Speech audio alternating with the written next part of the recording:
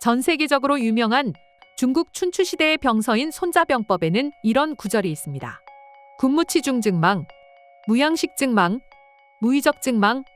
군대에 군수물자가 없으면 망하고 군량미가 없으면 망하고 비축물자가 없으면 망한다. 즉 군대는 군수물자가 꾸준히 보급되고 유지되어야지만 작전을 지속해서 수행할 수 있다는 뜻입니다.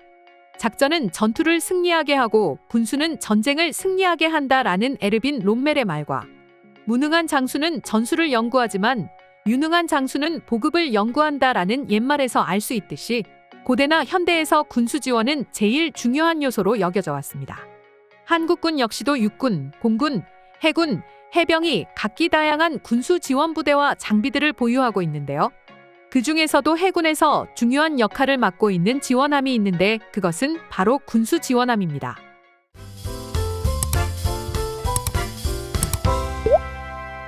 한국의 조선 기술은 감히 세계 최고의 수준을 얘기해도 될 정도로 높은 기술력으로 정평이 나 있습니다. 그런데 얼마 전 뉴질랜드의 뉴스에서 한국에서 수입한 함선인 군수지원함 HMNGS에 대한 기사가 기재되었는데요. 해당 함선의 길이는 173m, 만재 배수량은 23,000톤에 달하는 거대한 크기를 자랑하며 현재는 뉴질랜드의 해군 역사상 가장 거대한 배로 이름이 올려져 있습니다. 한국에서 뉴질랜드로 수출한 해당 군수지원함은 지금까지도 뉴질랜드 사람들에게 많은 사랑을 받고 있으며 자랑거리로 거론되기도 하는데요. 또 다른 해외 유명 군사 전문지인 네이버뉴스컴은 6.25 한국전쟁 때 제대로 된 전함 한 척도 가지고 있지 못했던 대한민국을 위해 전함을 파견했던 뉴질랜드에게 70여 년이 지난 지금 오히려 한국이 뛰어난 선진 조선 기술을 바탕으로 건조한 군수지원함을 수출하게 된 사실은 매우 뜻깊다라는 기사가 실렸습니다. 같은 한국인으로서 6.25 한국전쟁을 도와준 뉴질랜드에 대한 보답을 어느 정도 한 것 같아 기분이 좋아지는 기사였는데요. 그렇다면 군수지원함 HMNGS는 어떻게 뉴질랜드에 전달된 것일까요? 이런 궁금증을 해결할 수 있는 기사가 있었는데 지금 한번 확인해 보겠습니다. HMNGS는 한국 조선업체인 현대중공업이 지속적인 해양 전투능력 배양 사업의 일환으로 뉴질랜드 왕립해군을 위해 건조한 신형 폴라급 군수지원함이다. 대형 군수지원함 HMNGS는 현재 노후화가 심각하게 진행되고 있는 뉴질랜드 해군의 유조선 HMNGS 함을 대체하기 위해 발주되었다. 뉴질랜드군 당국은 현대중공업의 배수량 23,000톤 급 군수지원함 건조 공사를 발주했었다. 이에 현대중공업은 영국 방산업체 롤스로이스에 하청을 주어 이 군수지원함의 설계 지침을 전달하였다. 이 군수지원함은 HMNGS로 명명됐으며 빠른 시일 내로 뉴질랜드 해군에 인도될 예정이다.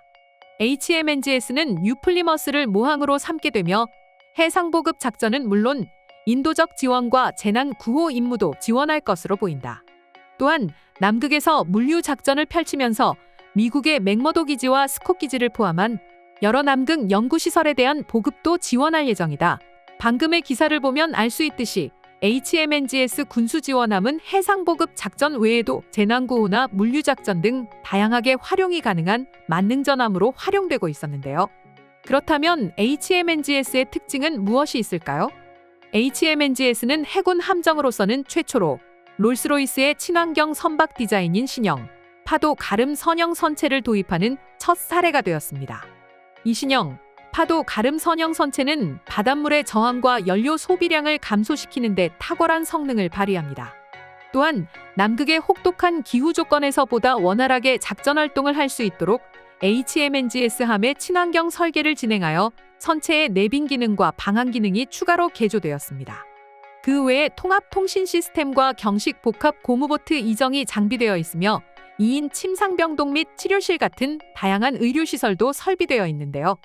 HMNGS는 핵심 승무원 64명, 항공 승무원 11명, 훈련생 14명, 임무수행팀 요원 8명과 VIP 승객 1명 등 총 98명이 묵을 수 있는 숙소가 구비되어 있습니다. 그리고 보급작전에 최적화되어 있는 만큼 군수함은 많은 적재 능력이 무엇보다 중요한데요. 해당 군함은 탄약을 대규모로 보관할 수 있는 전용 컨테이너 4개를 포함하여 최대 22개의 컨테이너를 수용하기 위한 갑판 공간이 있으며 유체 화물 저장 탱크는 약 8,000톤의 디젤 연료와 1,500톤의 항공기 연료를 수송할 수 있습니다. 그 외에 선체 담수화 시스템은 하루에 100톤 이상의 담수를 생산할 수 있는 능력을 갖추고 있는데 해당 군함은 최대 250톤의 담수를 저장할 수 있다고 합니다. 그 외에 비상시에 일어날 돌발 상황을 대비하여 25톤을 들어 올릴 수 있는 메인 크레인이 함선의 중앙에 위치하고 있으며 이 크레인은 평균적인 크레인보다 훨씬 더 넓은 범위인 23m 이상의 작동 범위를 가지고 있어 컨테이너 박스와 대량의 화물을 보다 효율적으로 적재 및 하역을 할 수 있습니다. 또한 이동 중에도 2개의 함선에 동시에 연료를 재보급해줄 수 있는 능력을 지니고 있지만 함선에 탑재된 전기식 해상 연료 공급 시스템으로 어려움 없이 재보급 작업을 끝낼 수 있으며 함선의 꼬리 부분에는 비행갑판이 있어 군용 다목적 헬기를 운용할 수 있습니다. 그 외의 군함인 만큼 방어 시스템 역시 중요한데요. HMNGS는 전방 활카판에 대함미사일과 저공으로 비행하는 항공기와 헬기 등과 같은 공중 목표물에 대한 근접 국지방어를 제공하는 근접방어 무기체계가 탑재되어 있어 적으로부터의 공격을 효율적으로 저지할 수 있습니다. 이처럼 한국의 세계적인 조성 기술로 인해서 6.25 전쟁의 보답을 조금이나마 보답한 상황이 되어서 한국과 뉴질랜드는 물론 많은 나라들이 은은한 감동을 받은 수출이었습니다.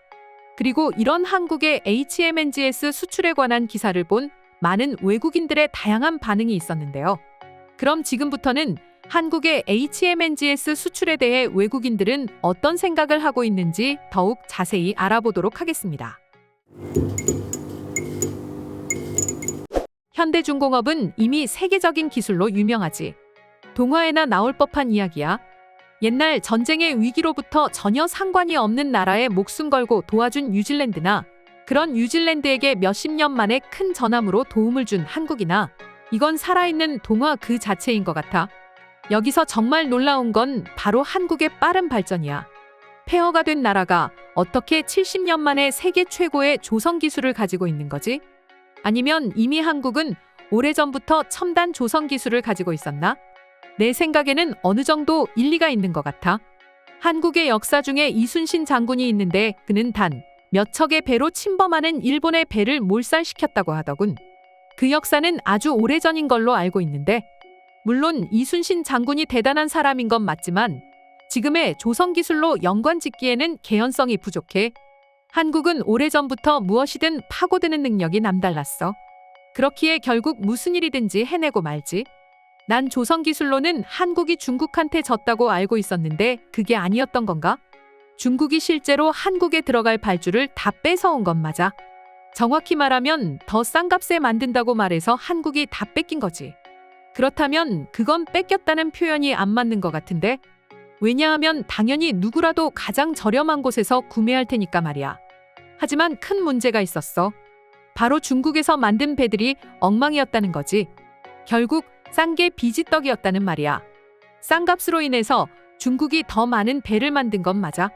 하지만 역시 중국이라는 말이 나올 정도로 중국 배의 품질은 안 좋았고 결국 다시 한국에 발주를 넣기 시작했어. 한국의 방위산업은 날이 갈수록 진보하는 것 같아. 전차에 미사일에 군함까지 만들어낼 줄은 몰랐어. 현재 한국은 모든 것이 승승장구하고 있는 중이야. 엔터테인먼트 사업도 그렇고 그 외의 음식이나 문화적으로도 승리하고 있는 중이지. 소프트파워 강국에서 방위산업 강국까지 되면 너무 말도 안 되는 것 같아. 한국인들은 그만큼 노력을 했어. 그리고 마침 그 기회를 잡은 것뿐이지. 솔직히 그동안 미국이나 독일의 방위산업 물건들은 너무 비쌌어. 하지만 다른 대체제가 없어서 어쩔 수 없이 비싼 돈으로 구매할 수밖에 없었지만 이제는 대체제가 많이 생겼고 그 중에서도 가장 유력한 후보는 바로 한국의 물건들이야. 솔직히 난 한국이 앞으로 10년 안에 기술력으로 최고가 될 것 같아. 폐허의 땅에서 70년 동안 이 정도의 성과라면 앞으로의 10년은 아마 UFO를 만들어낼 수 있는 기술을 발견할지도 모르잖아. 오늘의 영상은 이것으로 마치겠습니다. 영상이 유익하셨다면 좋아요, 알림 설정 한 번씩 부탁드리겠습니다.